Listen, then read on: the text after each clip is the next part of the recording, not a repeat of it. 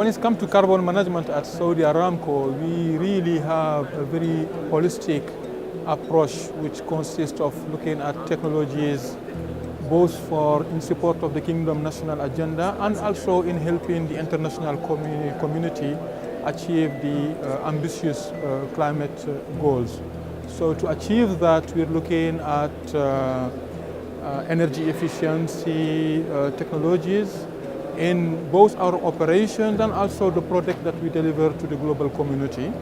We are also investing R&D resources on carbon capture, utilization and storage, globally, in collaboration with our peers from the oil and gas industry and also with international universities and institutions. Mission Innovation, it's a global initiative launched just before the COP22 by head of state, including the United States President and the world leaders, really to invest significant resources on clean energy R&D. The goal of Mission Innovation is to double R&D investment on clean energy in the next 5 years.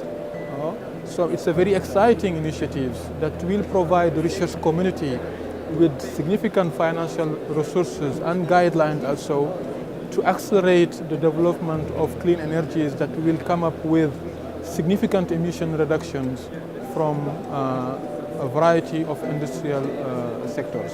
The goal of the Mission Innovation is to double the R&D investment on clean energy by 2021.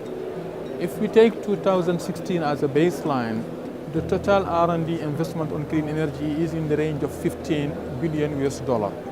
That number has to go to $30 billion by 2021. So the cumulative investment during this 5 years time period is going to be more than $105 billion invested in clean energy.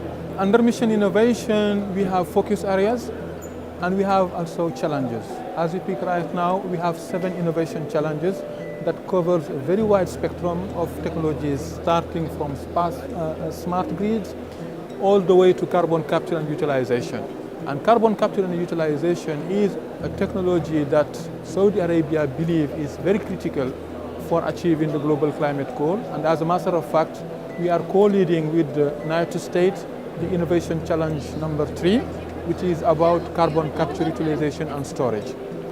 The carbon capture, utilization and storage is a very simple technology. It's a technology that tries to make the best use of existing assets for the world energy system. It basically consists of capturing CO2 from power plant, industrial facilities, transport that CO2 to a certain location where the CO2 can be converted into value-added product using, for example, renewables energy, or put underground for geological sequestration. This is, in a nutshell, what carbon capture, utilization and storage is about. OGCI is a group of 10 major oil and gas companies that share the same concern or same goal of delivering practical actions in addressing the climate change. Under OGCI, we have different work streams that look at a wide spectrum of technologies. Carbon capture and utilization is one of them. And under OGCI, we have also an investment vehicle, which is the OGCI Climate Investment Vehicle, which look at how to accelerate the development of those type of technologies. And most of the resources, more than 50% of this investment vehicle, which has committed $1 billion to invest in startup companies that develop those technologies, more than 50% is going to carbon capture, utilization and storage. Our second target under OGCI is natural gas. How can we reduce methane emission from our operations? $1 billion from OGCI climate investment is equivalent to $1 billion from the Breakthrough Energy Coalition, which is also another initiative from the private sector led by Bill Gates. So actually the oil and gas is doing a lot in investing and accelerating those technologies. But I would add more than this, OGCI also is a platform for collaboration because we believe as an industry, oil and gas industry, we have a lot of expertise to avail to the global community on energy efficiency, on carbon capture and utilization, and also on renewables. So it's really a very strong and important commitment for the oil and gas industries to be part of the solutions, because that expertise will be availed to develop the next generation of advanced materials for carbon capture or for energy conversion, the next generation of processes also that to make better use of energy resources. Science and innovation is progressing, right? So in advanced materials, we are exploring, for example, breakthrough materials like metal organic framework that has very significant CO2 capture and capacity, for example. People are looking at second, third generation of CO2 capture technologies. Energy efficiency also is just moving very quickly with the advancement of supercritical CO2 cycle that Saudi Arabia, for example, is sponsoring or promoting with the United States. There are a lot of exciting things happening right now, and I truly believe that in the next coming years, next 5 to 10 years, we will see significant progress from the scientific community on true technologies that will be deployed with significant CO2 emission reduction. Emission to value is a potential game changer. Greenhouse gas emissions are a concern as we speak right now, and emission to value hold the promise that we will be able globally to generate value from CO2. And in Saudi Arabia, we believe that this makes a lot of sense, building on our previous experience on associated gas management in the 80s, where the gas did not have value in the international market. The company, and supported by the kingdom, invested heavily in a master gas system that has turned associated gas emissions at that time into value.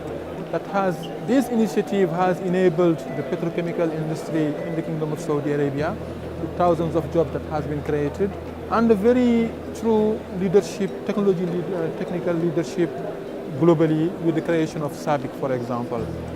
Right now, the challenge is, can we build in that experience to convert greenhouse gas emissions, or more specifically CO2, into value? And I have to say that the early sign that we're getting from the scientific community is that the pathways or the pathways for converting emissions into chemicals, fuels, concrete materials are very well understood. So then converting emission to value, it's a very attractive value proposition for the global community. And Saudi Aramco is doing its part, because we're working on how we can use CO2 in the power generation using supercritical CO2 cycle, for example, how we can convert CO2 into polymers, into fuels. And the recent acquisition of Novomer technology, polyus technology, is a very good proof point that we can convert emission to value, because the polymers that are being produced by that company has more than 50% CO2 per weight. Okay? So we believe that emission to value is a very exciting thing. The scientific community is working on it. The fact that renewables energy cost is going down is also a very good sign that we will be able to marry fossil fuels with renewables to deliver more energy to the world. But collaboration is needed to develop the breakthrough materials, catalysts, processes in order to come up with scalable emission to value technologies.